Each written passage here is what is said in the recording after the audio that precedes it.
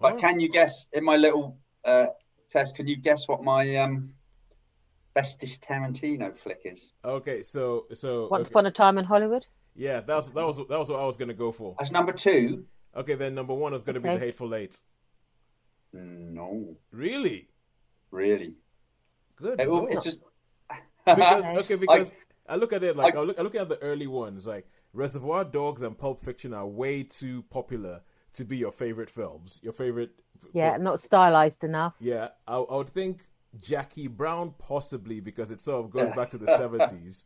Yeah. And then after Jackie Brown, I can't think of You've got like Django Unchained, which I don't I think don't think it I've would heard you be talk about really. no. Death Proof. I don't think it would be Death Proof. Um, okay. You've, you have mentioned it already, so you're pretty good. Yeah, Then out of you the I know ones would go I've with Jackie mentioned, Brown. I'm gonna go with Jackie Brown. I'm gonna say Jackie yeah, Brown. Jackie Brown. I rewatched it again because it was on, and I just thought, yes, I could just. That's one of those films you could put on and I could watch again.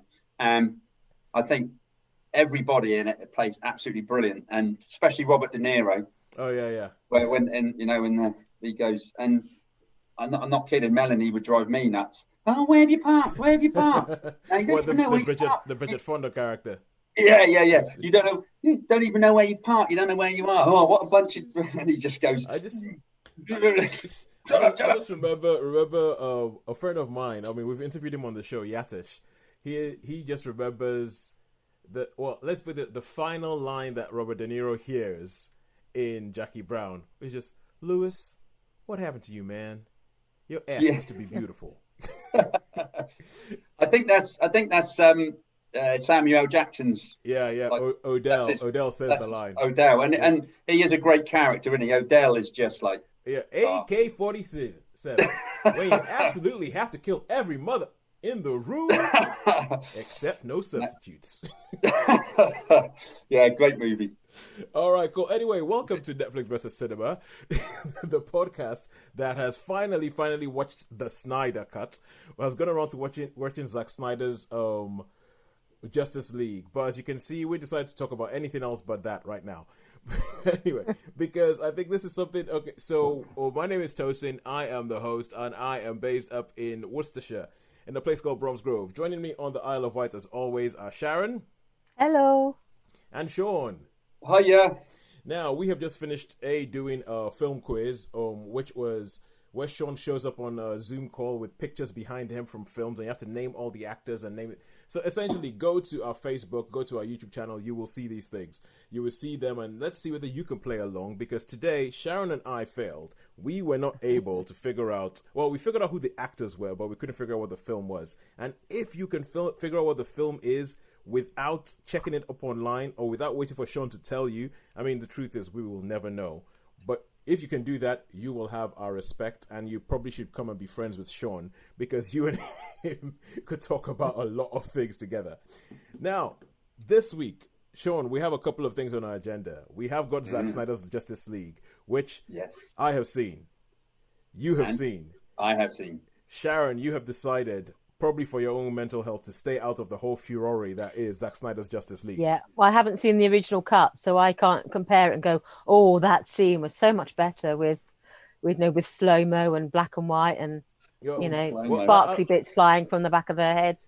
So I haven't really well, gone into that. I've seen the original cut, and I can't do that because I can't really remember the original cut because it's quite forgettable. So what we're going to do this week is, because obviously we know it is the biggest thing in town. I mean, quite frankly, if cinemas were open, this would be the blockbuster. I'll tell Shaun, I'll point out to you, and this is something that occurred to me, that this film is such a big deal that nobody's even talking about the fact that it was released a day before the next Marvel Disney Plus TV show was released after WandaVision. So Falcon and Winter Soldier was released the day after Zack Snyder's Justice. No one's talking about that. It's like no one's. That's how big a deal this thing is, and a large part of it is it's not even about the film itself. It's about the story to get to this film. It's about how we got here. It's about what happened. So Sharon, do you know about how we got here with the Zack Snyder's Justice League? No. Okay, cool. I will tell you then, Sharon. Sean, you, Yeah. Sean, you have. I'll tell you, Sharon, for the benefit of all the people out there who do not know, the 5 people or so. I mean, Sean has probably seen this told many times all over, like, you know, YouTube and stuff like that about how come we have a Zack Snyder's Justice League? Why do we have a second version of this film? So, we all know that there was... we all know about Marvel. We've been talking about Marvel. Marvel have dominated the last 10 years. And historically, the big, massive, sort of, not the enemy, but the rival to Marvel has always been DC. Wouldn't you say, Sean? Yes, I would, definitely, yeah. Throughout history, as long as comics have been going. Yes. And it's pretty much like, even growing up, I think eventually most people ended up falling into one camp or another. You're either a Marvel person or a DC person. So DC have your Supermans, your Batmans, your Wonder Womans, your Aquamans. Marvel have your Spider-Mans, your Fantastic Fours, your X-Men, all that sort of stuff. And I think the difference between them in the comics, from what I was thinking, is whereas DC was more concentrated on the superhero stuff, the Marvel included a lot of like melodrama stuff, like the Spider-Man stuff. With all the more the human story, whereas DC was just the action. Yeah, I think. Yeah, I think essentially the way you looked at, if you looked at it, Marvel, you could always identify with the characters in Marvel. You could find a character in a Marvel comic that you could identify with. With DC, it was a lot harder. It was either this guy is a billionaire who dresses as a bat, hard to identify with. This guy is an alien superhero god, hard to identify with. And so it's like so Marvel started off the Marvel Cinematic Universe. DC realized, oh my god, we got left behind. And so DC decided to try and catch up and try and make their own extended universe. Their approaches were a little bit different. Marvel decided to have one guy who was behind it called Kevin Feige, who pretty much decided this is what we're going to do with the whole thing. DC decided we're going to give individual filmmakers different properties and see what they do with it. They gave Zack Snyder Superman. And he made a film called Man of Steel. And so Man of Steel was the first Superman movie that we'd had in ages. Zack Snyder had it. It was a bit controversial. I still maintain it's half an excellent film. The second half of the film lets it down massively. That was the general consensus. So they go, oh, okay, cool, that happened. That wasn't really the launch. And instead of doing a Superman sequel, they decided to go back and do Batman vs. Superman. A film that Sean and I have had. Oh, dear. Yes. Oh dear, indeed. Oh dear. Loathsome. Batman versus Superman is that Farrago? Is that a word? A Farrago? Yes. Yep. Is that that's what just came to my head, but it's a mess. And so they rushed forward with, after they'd had I think over the space of probably about 4 years, they decided we're going to do Superman, Batman vs. Superman, then we're going to do Justice League, which is the big thing where we're going to bring everybody together.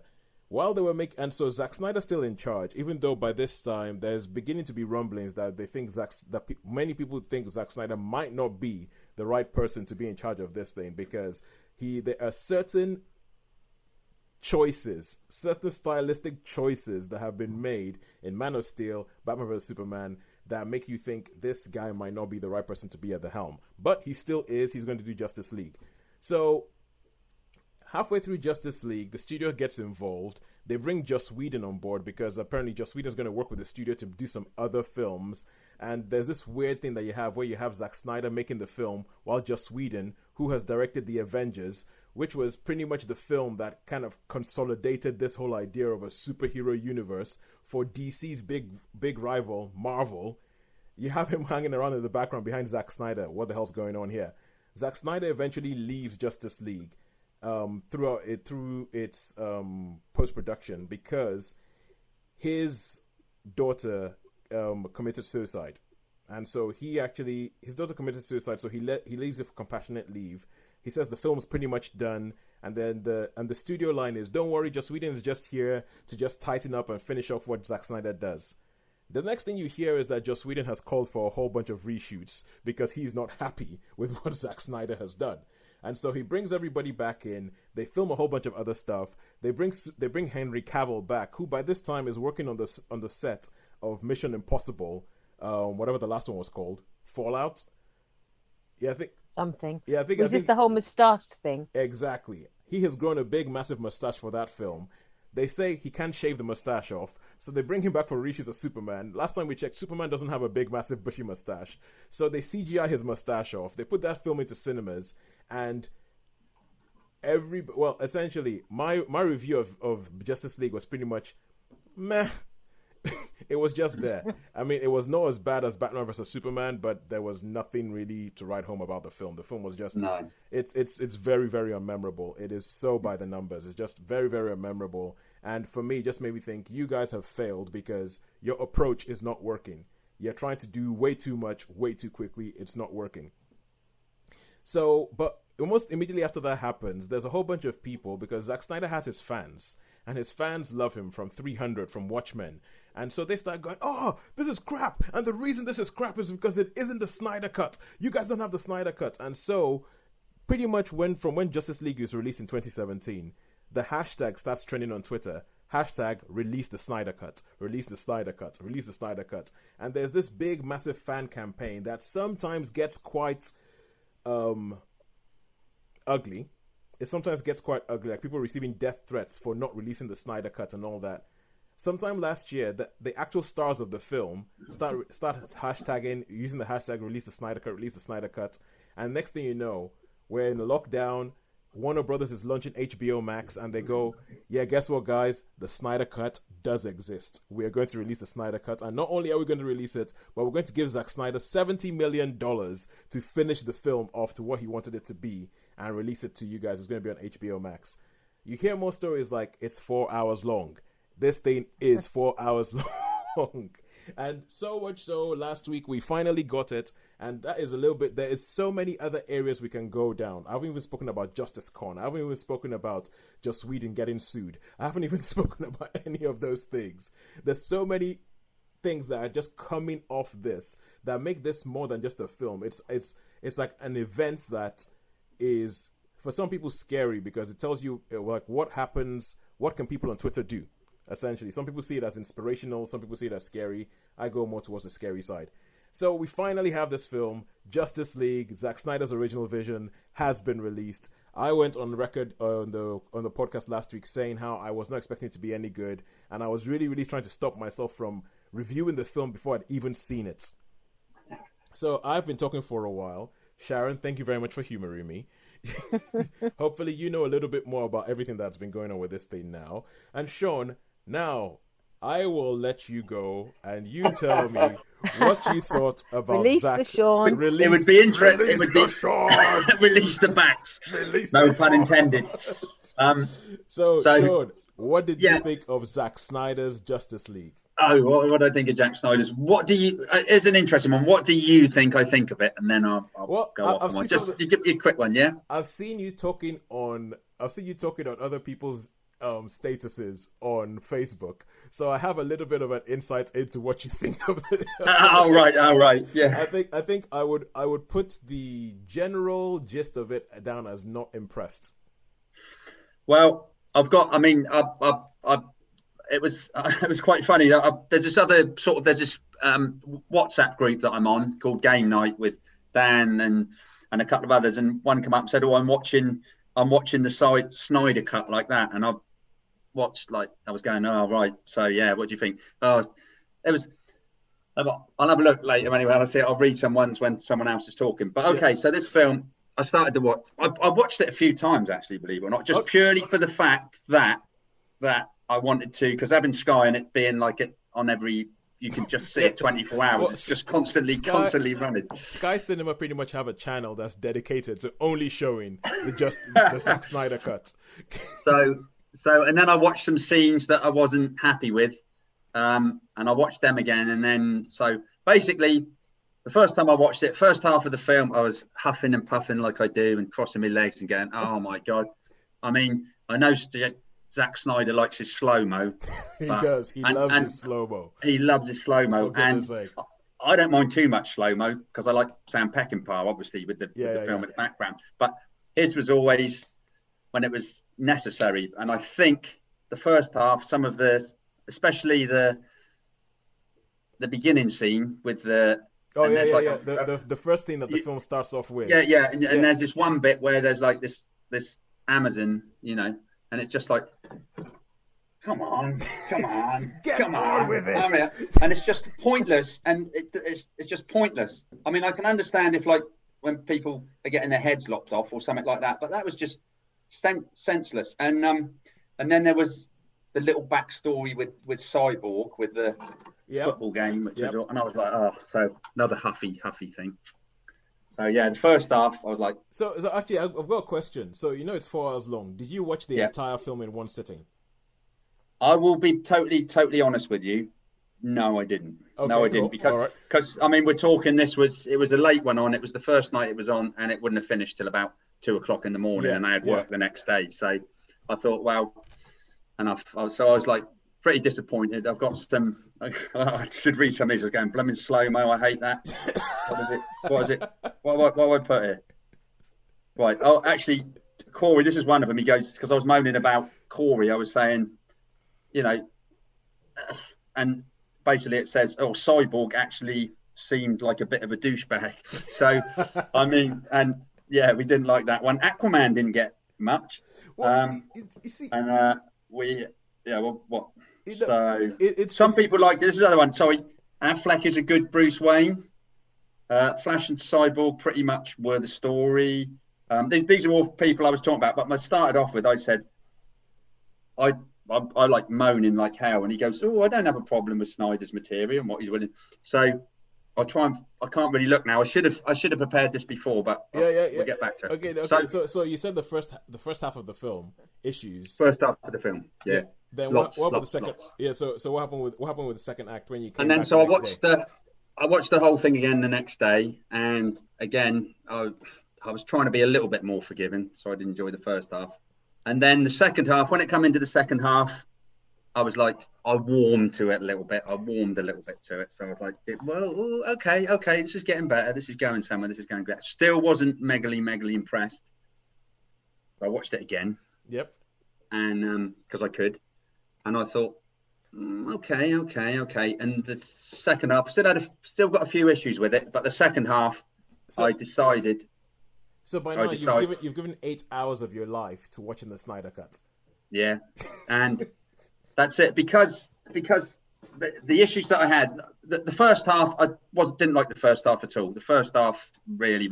The second half I enjoyed a lot more, and on the second watching I actually watched the scene again because like we talk about consistency in movies. Yeah. When we talk, but there's one bit in that final flight where Aquaman actually does something, and I'm like, why didn't he do that at the beginning of the movie? Yeah. Okay.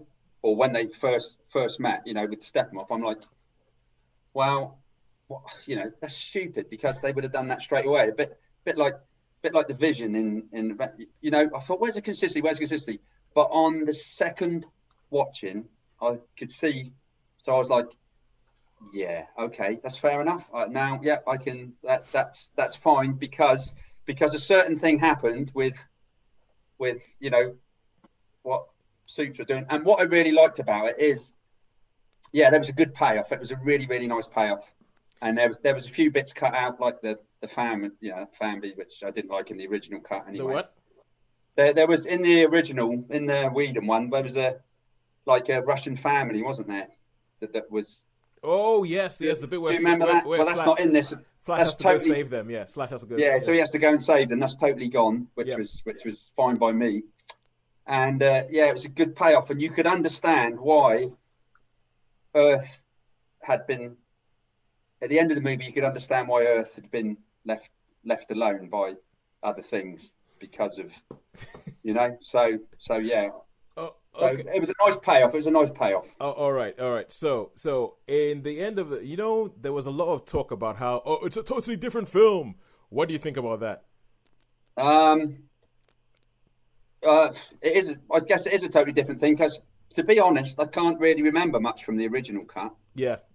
Now, I mean, that's sort of gone. That's like wiped away.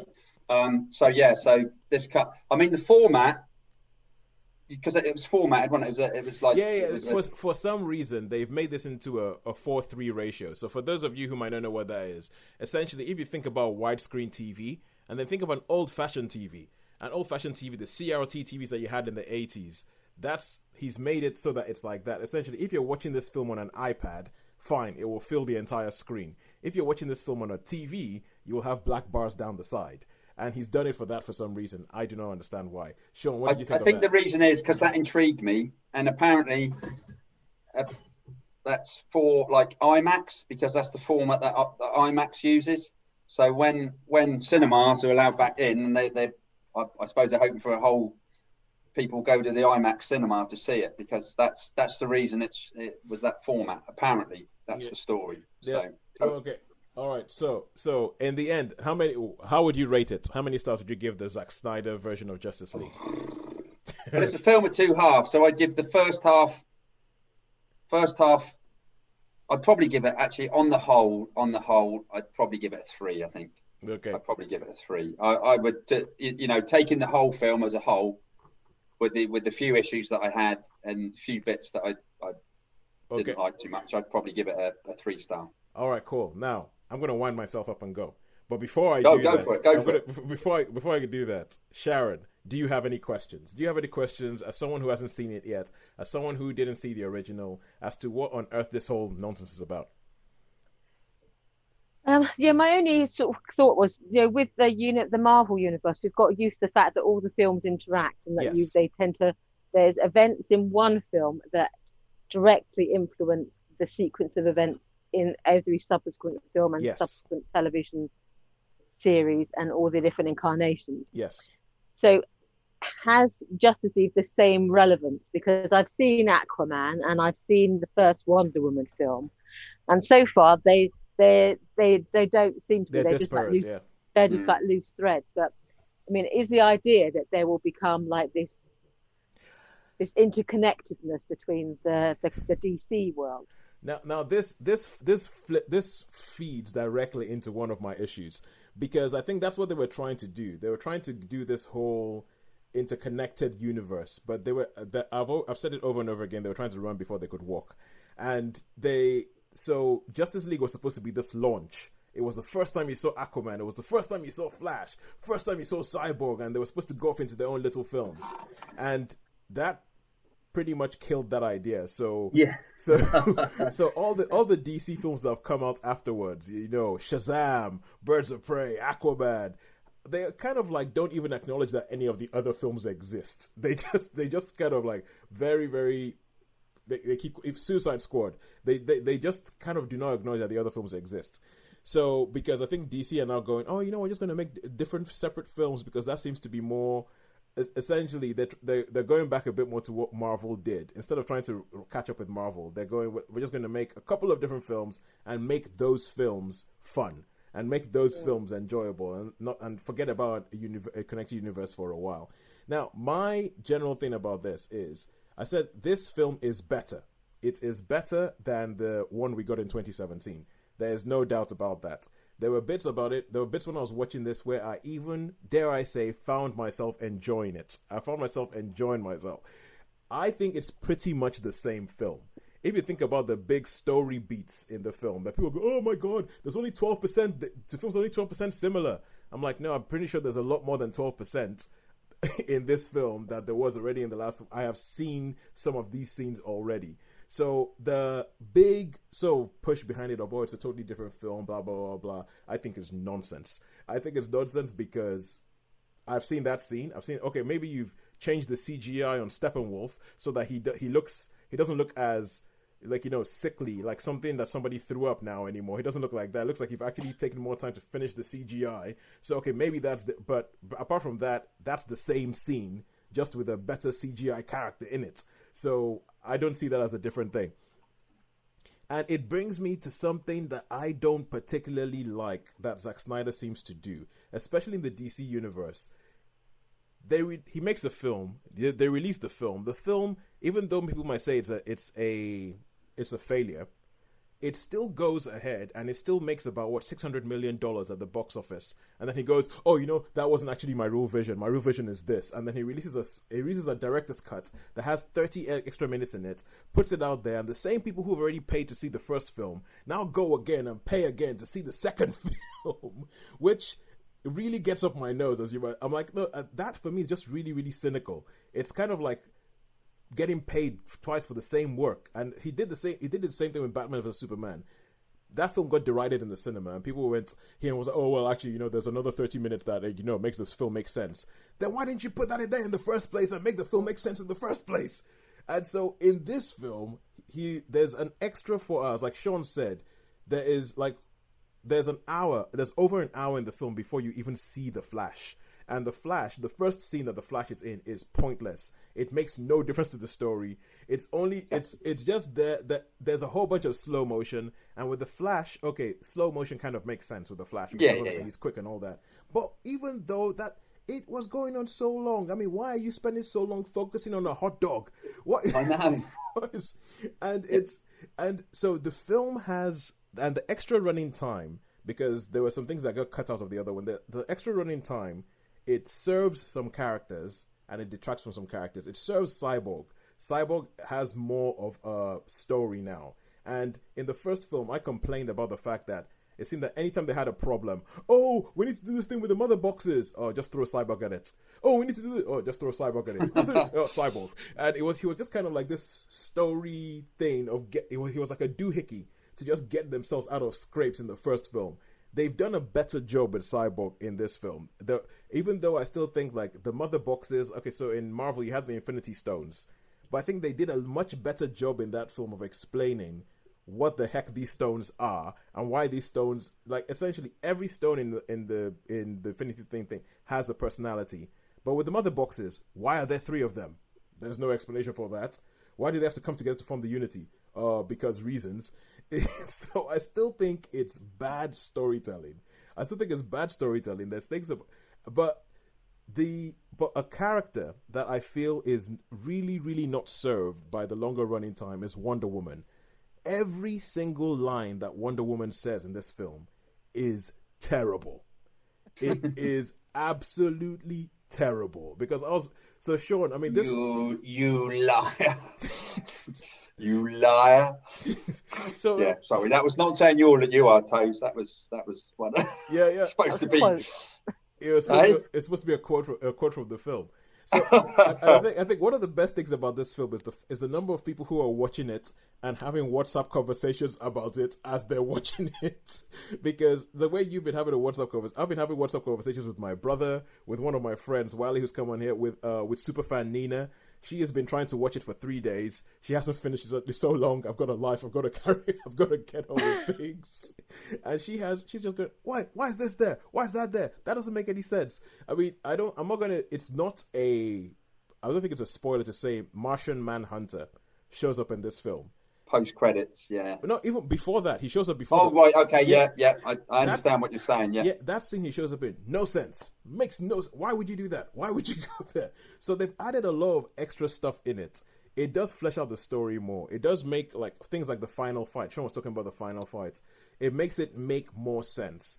But it makes it make more sense. But there's still these tonal things. And for me, I don't think Zack Snyder I still maintain he does not understand these characters, because there's a point in the final fight where in quick succession, in about a 2-minute period, Superman, Aquaman, and Wonder Woman all do things that if Deadpool did them in a film, you would go, oh my God, that's a bit much.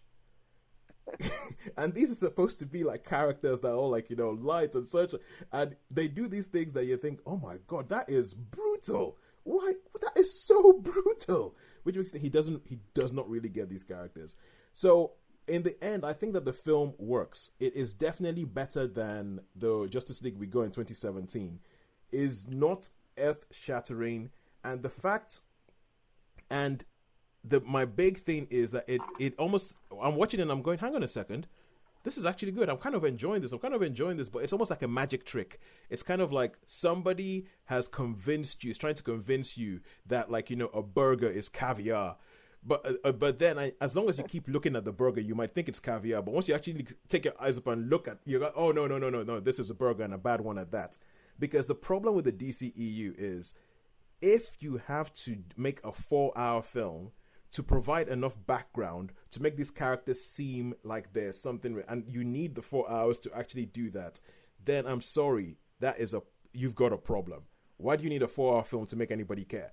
Because you've messed up your entire, I'm sorry to keep harping on about Marvel, but because when you look at Marvel, when Marvel did it, they essentially said, we're going to take a film, and we're going to take a film to establish this character, establish some things. So they said, we're going to take 3-4 films before we try and bring everybody together. So that when we bring everybody together, there's a whole bunch of stuff we don't have to explain.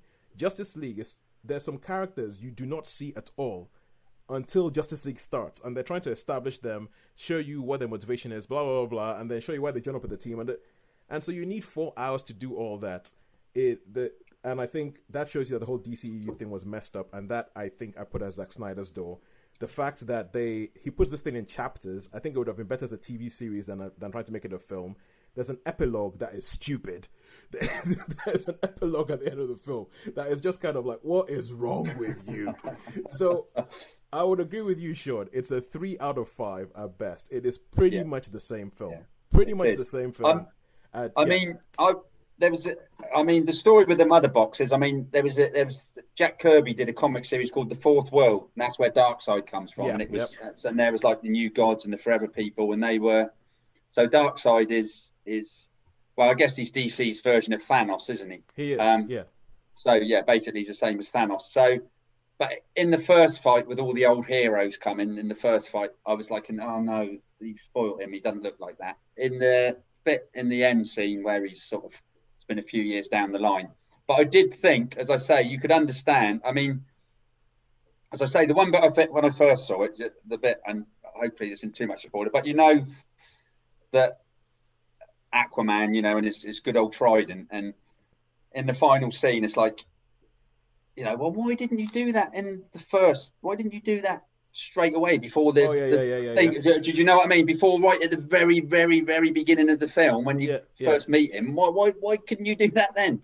And then having rewatched, that's why I rewatched it, and then having it did make sense. He didn't have the trident yet. So I was like, okay, I can see why that happens. And Superman. To be honest, Superman was pretty badass when he really. Okay. He was. That's what you wanted. That's how you wanted. I quite like Man of Steel. I know a lot of people had issues with the fight at the end, but I thought Man of Steel was a really good film. I rated that really, really highly because I really like that, and that's like so. So that was a nice payoff for me. I did like Supes in that, and as I say, that's what makes you understand why Earth had been left alone by all these other beings, and to me that was a nice payoff, which is. But on the whole, as I agree with you on a lot of the stuff is. Can I ask a spoiler? I know, but can I ask a spoilery question? Yes, ask spoilery questions. So if anybody's listening, we're waiting. I thought. Yes, go ahead. But Superman got killed or something at the end of Batman versus Superman. Yes. Is there an explanation as to how he comes back or what happened to him as to why he wasn't really dead? He was like dead.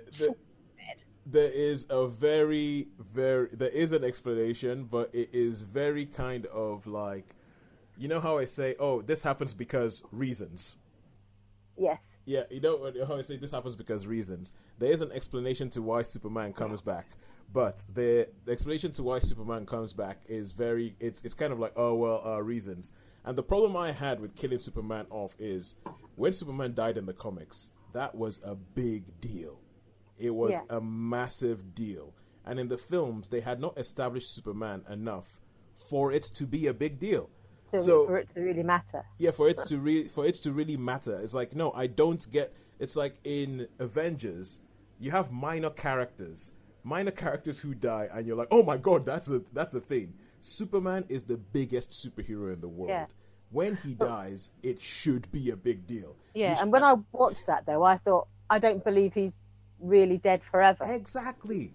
didn't feel like it was a death. It felt like it was a plot device to create a bit of tension. It felt like, I mean, the thing is that he's going to come back. Everybody knows he's going to come back. So why even bother killing him? There was just no sense to it. There was no sense to it.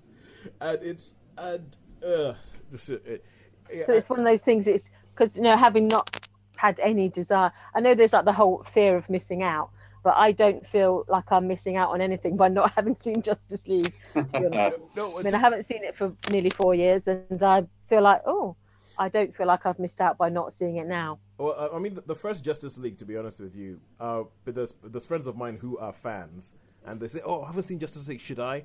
And quite frankly, I told them don't bother.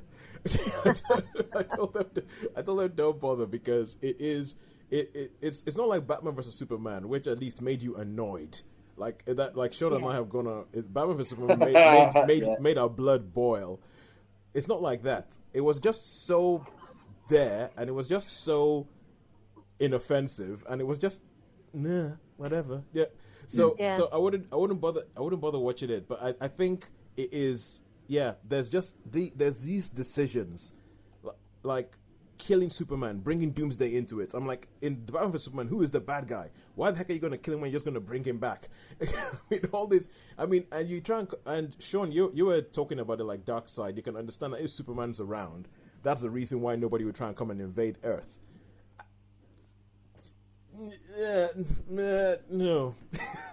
Yeah. I mean, I think I understand that they try and put that as a reason why. It's like, oh, Earth is now vulnerable, Superman's dead, therefore we can bring all this stuff in. But it just seems like, okay, we need to get to Justice League, and we need to find an excuse. Not something that sort of like naturally fits the story. We need to find an excuse to make Justice League happen. And someone's like, oh, but if Superman's dead, so yeah. And also, I mean, I'm not even bothering about spoilers with this. So when Superman comes back, there's a whole thing where they put Superman in a black costume. For no reason. For no reason whatsoever. And people talk about it like, oh, that's the iconic Superman black costume. I'm like, it's not iconic. Superman, when you think Superman, you do not think black. You think red, blue, yellow. You think underpants on the outside of your tights. So the only reason that I can see that they put Superman in a black outfit is because there was a certain section of the internet that was yelling and screaming and baying for Superman to be in a black outfit. For the only reason that because they think, oh yeah, I wear black and black is cool, and but I'm sorry, from a storytelling perspective, it's rubbish. I mean, again, I know we keep going back to Marvel ones where they're being so good, but I think where Marvel have got it is they put enough in their movies to please all fans, whether even if you're not a comic fan, you can enjoy the film, but they put enough in there to keep the fans of the comics, they acknowledge that they've changed the story because I mean, for instance, in WandaVision, in the Halloween episode, yes, you know what I mean, it was just like that was just like people just that's just like, oh great, and that's the sort of thing they do. Whereas, I mean, to me, the Flash in the Justice League is not the Flash because the Barry Allen that I used to read in the comics was he was a lawyer. He was quite knowledgeable, and that's what he was. Whereas in this, he's like, they've turned him into a kid. They've turned him into a kid. They've turned him into some Spider-Man. Yeah. So, and but it's interesting. We're back to the Darkseid thing with the new gods with like Desard, who was like his little sidekick. Yep. I did notice there's which I'm sure is maybe if they do another one, but when they leave Earth and they turn around, there's a lady that so sort of Darkseid takes off. You got Desard behind him, and then you've got an old lady. Well, in the comics, there's this really really nasty old new god called Granny Goodness. Oh yeah. Okay.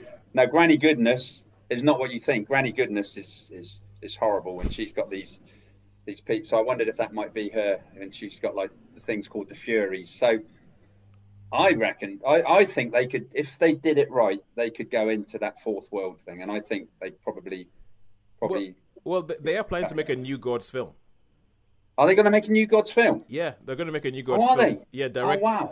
It's being directed by Ava DuVernay, who did Right. Selma. Okay. Yeah. Well, I hope they don't. This is your chance, DC. This is your chance. You can actually redeem yourselves. You can come up with something that's really, really good. You know.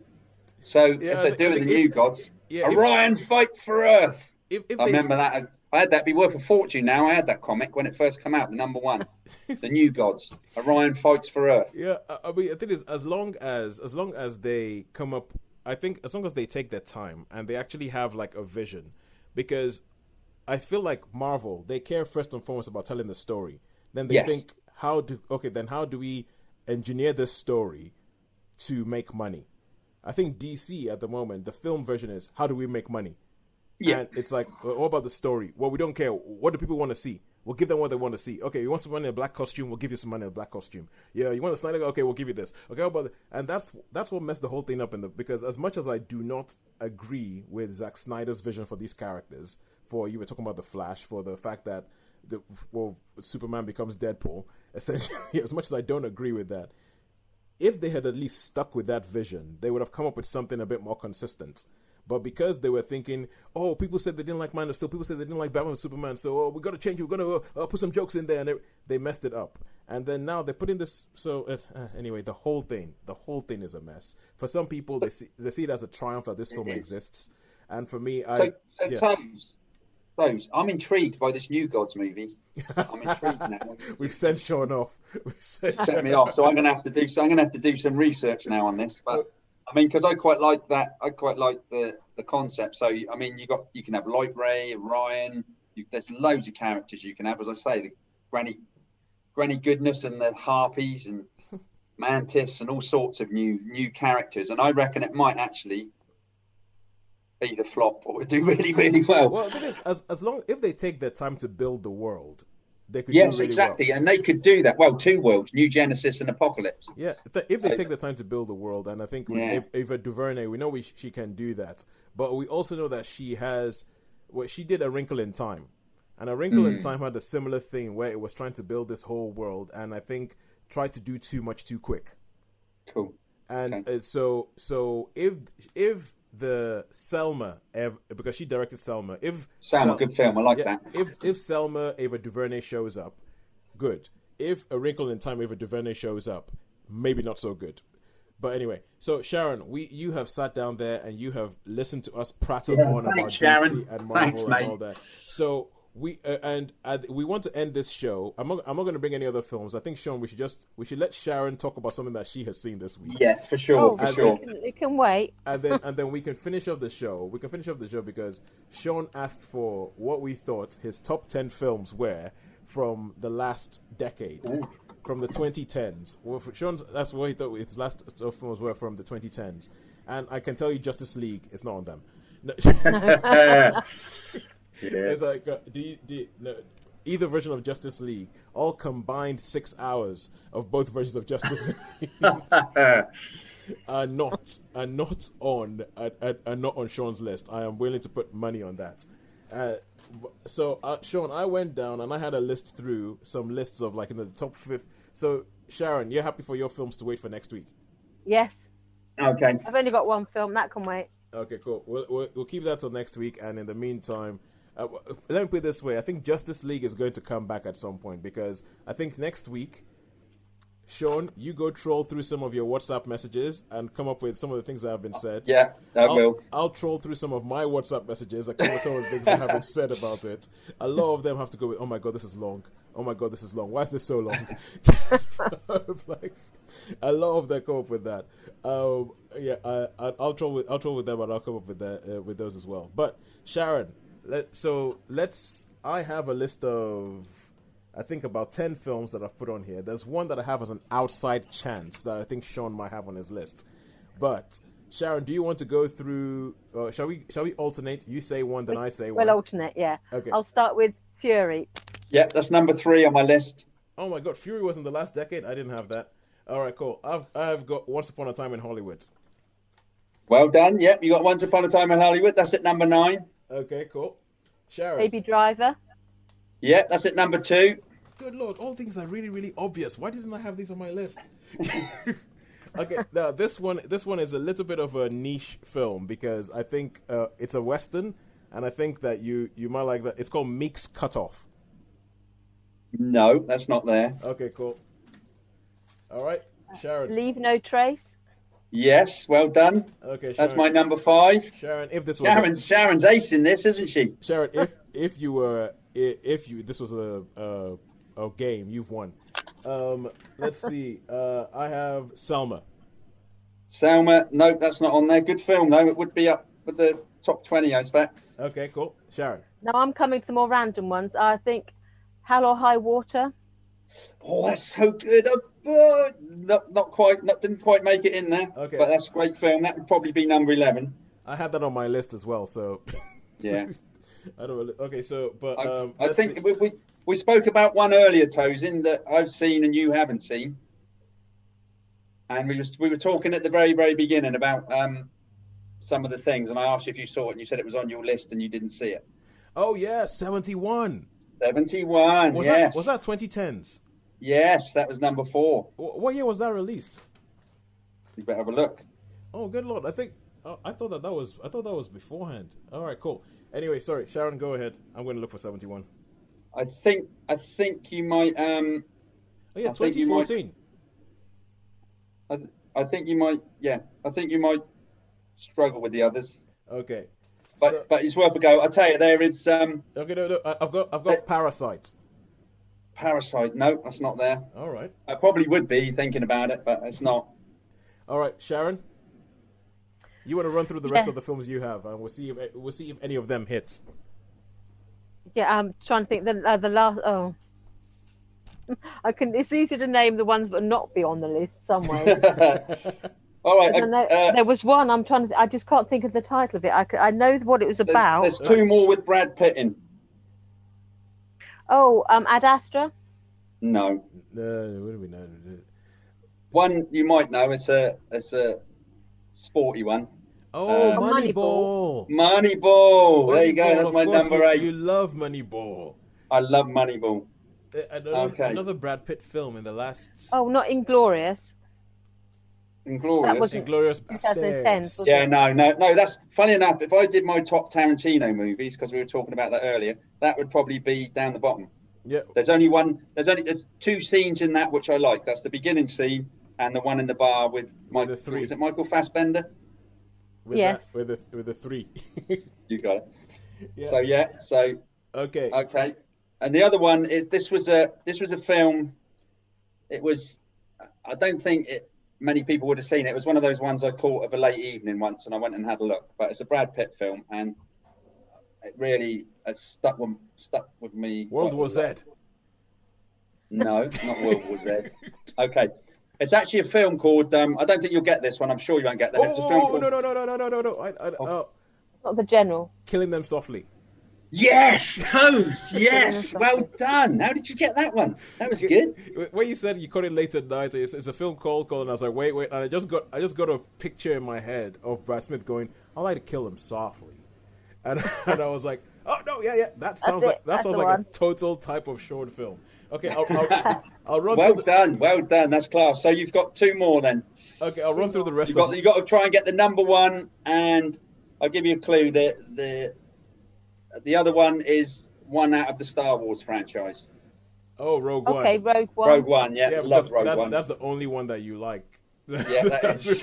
Well done. Yes. Yeah. And so what would be the top one then? Oh, good What's Lord. the top one? The top film for the last decade. I think this counts. I'm pretty sure this. Yeah, it's got to, yes. So it's a recent film. Yeah, I'm trying to think of recent films. I know that you've mentioned and going, oh, I think I love this. Oh, Joker. Oh, God. Yeah, that is my number 1. Right. Come on. That's my number 1. Sorry, guys. When that's on Sky a lot, and I just watch it, and especially the end scene. Those people there. I just love that movie. It's just a great movie. Okay, I'll tell you some of the other films that I had on my list. Go for it. The one that I thought was probably most likely to be on the list was Mad Max Fury Road. Yep, love that. Yep. That's a good one. That would have been there. Mad Max Fury Road. I had Winter's Bone. I'm not sure whether you ever saw that. I don't read it. never saw that. I don't think I did. But I thought that because essentially I should have taken Winter's Bone out and put in Leave No Trace because it's kind of Winter's Bone. Yeah. Winter's Bone, actually. Is that a Western? It's Jennifer Lawrence. It's Appalachians, isn't it? Yeah, Appalachians, yeah. But it's kind of like similar to Leave No Trace in that like people are a bit off the grid and all that. And it's a bit they live off grid. Yeah, I had Grand Budapest Hotel. Yeah, that was a good shout. Yeah, I like good that shout. And now this one was a film that not many people saw, but I thought that if anybody would have seen it, it would have been you. And if you'd seen it, I thought you would have liked it. Was First Reformed, a film with Ethan Hawke where he plays a priest. I haven't seen that film. Okay. I haven't seen that one. I've not seen that. All right, and then my outside shots were 12 Years a Slave and Get Out. Get Out was good. Both two good films. Both good films. Yep. Sharon, did you have any others that you might thought? You got most of them. Sharon got most of them. Probably because she saw most of them with you in the cinema or something. Yeah. I think some of them I did see. I was thinking about some of that, the sort of those off-piste westerns like Salvation. Hostiles came close. Hostiles came really close. And Salvation that we saw. Salvation, we liked that, didn't we? Both like that one with Mads Mikkelsen in. So I was thinking of those as outside runners, but I thought they might be one of those sort of like modern westerns might have just crept in. But Hostiles, I remember we both thought that was. Though you weren't keen on the ending, were you? So much. I liked not it. so much. You weren't quite keen on the ending. I can't remember the ending, but I just remember loving Hostiles and thinking Hostiles was a brilliant, beautiful, brutal film. Yeah. But anyway, we've spoken about Hostiles and that. Hostiles is. And what's this film? What's this film at the back? Okay. Eraserhead. I don't know what the name of the actor is, but I can tell you that is Eraserhead. That's David Lynch's debut, all that kind of stuff. But he's one of those people who I'll be surprised if he did anything else. Jack Nance, he was in quite a few. He was in Lost Highway, another Lynchy film. All right, yeah. Has he done anything? Has he done anything away from Lynch? Twin Peaks, not really. He's sort of mainly a Lynchite. So he was in the Twin Peaks series. Yeah. So, but yeah, have you ever seen that Sharon? No. You ever seen Eraserhead? It's such an iconic image that you just instantly know what the film is without having seen it. And it's quite an interesting film because when I went to see it, it was a real arty cinema in Poole. I remember when it came out, and people sort of half walked out. Well, there was about, I would say that. Yeah. I can imagine.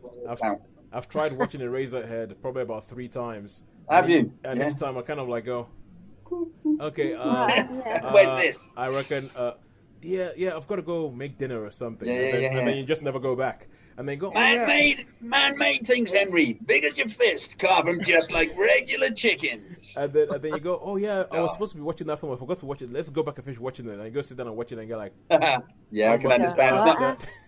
Lynchian movies are not everybody's cup of tea. Yeah, I've seen a few, and you've got to be in the right mood for them, I think. Yeah, but I do remember going to see Solaris, because it was all billed as like this big science fiction film, George Clooney, and I went there. There was a room full of teenagers at the cinema, and half of them left because they were like, "This is not a science fiction." Like, no, it isn't a science fiction film. It might be set in space. It's not a science fiction film. And they were all these lads who were like expecting something. They're like, flashy. I've been watching this film for 15 minutes and nothing's blown up. Nothing's happened. And so, they all left halfway through. And so by the end of the film, there's only about 4 of us left in the cinema because everyone had been like, this was not what I was expecting. I kind of think that Steven Soderbergh, who directed Solaris, probably loves that. If any of us ever meets him, we should tell him that story. He probably would love that. He's like, at least people didn't go, meh, like Justice League, the first one. But all right, anyway, welcome to what has turned into Tosin rants about Justice League and DC and about how they don't know what they're doing. But yes, okay, may I say one final thing? You can. It might not be the final thing. I'll put the caveat, but one more thing about it. And I think because, as I said, the circumstances in which this film has come about is probably even more interesting than the film itself. Yeah, it's like a real soap opera. It's a total soap opera that people are beginning to ask questions as to, is this going to change the way what films get made? So essentially, if enough people complain on Twitter and threaten studio heads on Twitter, and they can show that there is a market for it, will that mean that they will now start making the film and they'll start doing exactly what happens? One of my friends, he pointed out that that's essentially what happened with the Star Wars film. So you had The Last Jedi, where, love it or hate it, and I know Shaun hates it, I quite like it, it's like it was doing something different, and they could have carried on with that. But when they went and they made The Rise of Skywalker, essentially you could almost go to a whole bunch of internet message boards and you could see everything that people had demanded to see in the film that they just put in the film, and they just went, instead of keeping with a vision of something that had been done, they just sort of like had no strength in their own convictions. They just went back and said, let's give you what you want because hopefully that will make more money. And so the story about it, and I think the fact that I don't think this film we wouldn't be seeing this film if it wasn't for the fact that Warner Brothers have their own streaming service in the States, HBO Max, which they are trying to get up the ground, a bit like Disney with Disney Plus. Disney have done it, they've nailed it, they've put their Marvel stuff on there, they've done WandaVision, they are going great guns, they are on track to overtake Netflix as the number one streaming platform. Disney have nailed it. And Warner's, the same way as they botched this DCEU, they're like, okay, we're trying to do HBO Max. And I think the only reason that this film is being released now is because they have HBO Max. They need something that's going to make everybody start talking about HBO Max. Yeah. And this film has done that. Yes. So it is almost kind of like, I think in the future it's going to be studied as a marketing exercise. It's going to be studied as a marketing exercise, and or more than it's going to be studied about for any artistic merit. Yeah. I think, as I say, I do occasionally sort of have a look at Netflix, but I think Netflix has sort of lost its way a little bit, to be honest. There's nothing really that to appeal. I mean, I can understand how Disney Plus might be taking them over because they're promoting their stuff and they are making good quality stuff and they're keeping people interested. Whereas Netflix just seemed to be like, okay, there's some movies on there we've made. They're not, I don't know. I don't really know what they've got, but certainly. Yeah, I think you get there's almost like a sort of a fatigue, isn't it? Because when you think Netflix has been around for quite a long time, and I think they maybe have sort of rested on their laurels for a little bit because they didn't really have any competitors until Disney Plus. They just, because Amazon Prime is there, but it's never really been a big hitter as far as the streaming cloud. Like every now and then, like the boys will come along and be like, you got to watch this, but they've never really been a big hitter in terms of dominating the market, whereas Netflix has more or less had the field to themselves. So I'll tell you, if we look over the last year, I think Netflix are beginning to go into a groove where they might still make films, but for Netflix, the films are not the main thing. I think the TV shows, and more especially the documentaries, because the tagline on a poster before a film saying a Netflix documentary or a Netflix documentary series is beginning to mean something. It's beginning to mean like, oh, okay, this is going to be good. I need to go check this out. Because they are on the I watched. They often hit the top 10s, don't they? When you get I get sent an email with, this is the top 10 in the UK this week. And a lot of them are the documentary series. Yeah, because I did I watched one called Operation Varsity Blues. That was about the college scandal. Yeah, it's about the college scandal, about the rich sort of parents paying for their children or finding out some clandestine ways to get their children into the top sort of Ivy League schools in America. And totally fascinating. The way they did it, everything like that. So I think Netflix are beginning to find their niche because they know that there's some things that Disney are going to be able to bring out that they cannot compete with. So they're finding their own niche. In that film, The Blind Side, there's that they quiz the parents because they pick the University of Ole Miss, and they actually the NCAA national they investigate and they say, were you adopted because you wanted to go to, because they wanted you to go because they contribute to Ole Miss, your teacher went to Ole Miss, you do this, and they're saying so. I mean, I'm sure it does happen because money talks, doesn't it? Oh yeah, it does. But I mean, if the way the lens to which I think it's actually quite funny because the way they do the documentary, it's done almost kind of like like a thriller or a docudrama. But the way, and I'm not saying it's like Moneyball whatsoever, Sean. So I don't want you to go watch it and then be really, really annoyed and go, "What? This is not like Moneyball." But the way Moneyball goes into the detail of what they do, and it goes into the detail of what they do, and it makes the detail fascinating. That's a similar trick to what they pull in this documentary. Is like the detail of how they actually go into it. No, there has been some good documentaries on there, I think, and they do a few docudramas as well. Was Barbarians Netflix, or was that just? That was Netflix. But Barbarians is Netflix. Yeah. So. I think that they're finding their niche, but let me put it this way: they're not gonna be short of you, Bob. No. They're not gonna be. So you don't have to feel sorry for them. I think so. You think they might slip back on, instead of paying famous directors shed loads of money to make movies? I don't think they will, to be honest with you, because the truth is, Disney still isn't going to do that. Disney, no. I can't imagine a Disney Martin Scorsese film. No, I can't imagine a Disney David Fincher film. No, it's true. So I mean, because I still have to watch Mank, because that's a David Fincher movie that everybody's talking about that is probably going to hit at the Oscars, which are happening at some point. I don't even know. I'm totally. They're normally February, aren't they? So they're late if they are going to happen. Yeah, I'm pretty sure they haven't happened yet. But no, they haven't happened. But I've been seeing things about Oscar nominations. They have nominated films to go to the Oscars, and Mank is leading the way with a whole bunch of things. And there's Nomadland and a film called Minari. No Man Land. I want to see that. Yeah. So I feel like those sort of films are still more likely to show up on Netflix or Amazon Prime. Or Netflix or Amazon are going to give the money for those films to be made than Disney Plus is. So it's Disney Plus would be a big, massive money-making machine that wouldn't care that much about critical big directors, critical stuff. So it's going to be interesting, though. It's going to be absolutely fascinating. But the good thing is we keep hearing stuff about cinemas coming back, guys. Yeah. Cinemas not long now. Back. Not long before we can. Especially this sounds like they've got a new deal where they've made an arrangement with, is it Warner Brothers? They've made an arrangement with Warner Brothers. Some films will be exclusively shown in cinemas first. Yes. Before they dish them out to the streaming sites. Yes. So we're not going to get Dune on TV. We're going to get Dune on a big screen before we get to see it on TV. Yeah. So Godzilla. Godzilla versus Kong is supposed to be the first film. I still don't know how they're going to do that. Kong is smaller than Godzilla. Come on. Kong is a lot smaller than Godzilla. But anyway, it's a monkey. Until next week, in which we can find out a little bit more about the Snyder Cut. And if you yourself have anything to say about the Snyder Cut, please do let us know, because I'm sure everybody has an opinion. It's a goodbye from me. It's a goodbye from me. And it's a goodbye from me.